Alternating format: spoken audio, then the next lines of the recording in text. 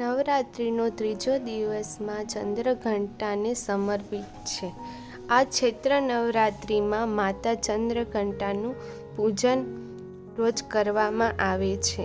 મા ચંદ્રઘંટાના મસ્તક પર ઘંટ આકારનો ચંદ્ર છે, જેના કારણે તેને ચંદ્રઘંટા કહેવામાં આવે છે.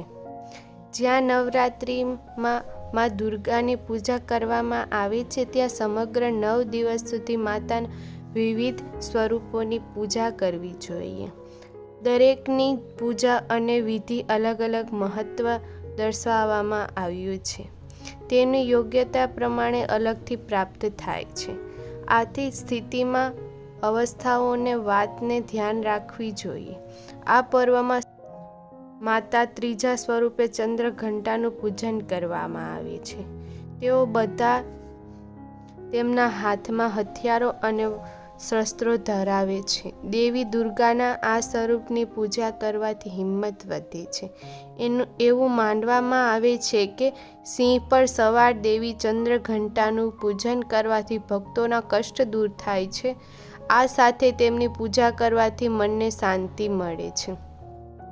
ધાર્મિક ગ્રંથોમાં તેમની સંબંધિત પૌરાણિક કથાઓની વાત કરીએ તો પ્રાચીન સમયમાં દેવતાઓ અને દાનવો વચ્ચે લાંબા સમય સુધી યુદ્ધ ચાલતું હતું. દાનવોના સ્વામી મહિષાસુર હતા અને દેવતાઓના સ્વામી ઇન્દ્ર હતા.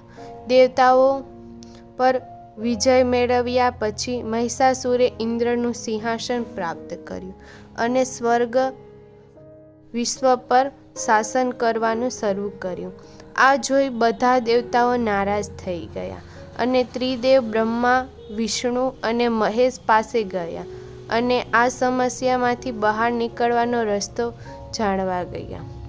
દેવતાઓએ કહ્યું, મહિષાસુરે ઇન્દ્ર, ચંદ્ર, સૂર્ય, વાયુ અને અન્ય દેવતાઓનો તમામ અધિકારો છીનવી લીધા છે અને તેમને બંધક બનાવી લીધા છે અને તે સ્વર્ગનો રાજા બની ગયો છે.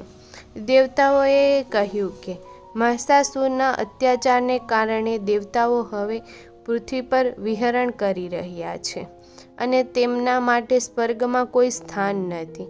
આ સાંભળીને બ્રહ્મા, વિષ્ણુ અને ભગવાન શંકર ખૂબ જ ગુસ્સે થયા. ત્રણેય દેવોના ક્રોધથી કોઈ સીમા નહોતી. ક્રોધના કારણે ત્રણેયના મુખમાંથી ઉર્જા ઉત્પન્ન થઈ અને દેવતાઓના શરીરમાંથી નીકળતી ઉર્જા પણ એક ઉર્જા સાથે ભળી ગઈ. તે 10 દિશાઓમાં ફેલાવા લાગી. આવું થવાથી એક દેવીએ ત્યાં અવતાર લીધો. ભગવાન શંકરે દેવીને ત્રિશૂળ અને ભગવાન વિષ્ણુએ ચક્ર અર્પણ કર્યું. એ જ રીતે અન્ય દેવી દેવતાએ પણ માતાના હાથમાં શસ્ત્રો આપ્યા. હાથી પરથી નીચે ઉતર્યા પછી ઇન્દ્રએ પણ પોતાનું વ્રજ અને ઘંટ આપ્યું. સૂર્ય પોતાની ધારદાર અને તલવાર આપી અને સિંહને સવારી કરવા માટે આપ્યું. પછી તેમનું નામ ચંદ્રઘંટા પડ્યું. શાસ્ત્રો અનુસાર લાલ વસ્ત્ર પહેરી માં ચંદ્રઘંટાનું પૂજન કરવાનો નિયમ છે. માતાની પૂજામાં લાલ રંગના ફૂલ, રક્તચંદન અને લાલ રંગનું ચુનરી ઉપયોગ કરવામાં આવે છે. તેની પ્રાપ્તિ માટે તેમની પૂજા અને જપ કરાય છે.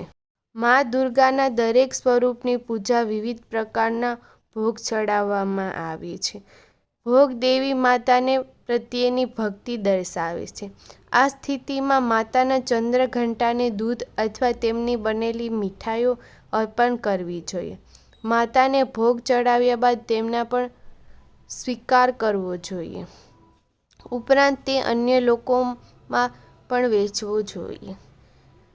જો તમને આ વિડીયો પસંદ આવ્યો હોય તો લાઇક, શેર અને સબસ્ક્રાઈબ જરૂર કરી દેજો.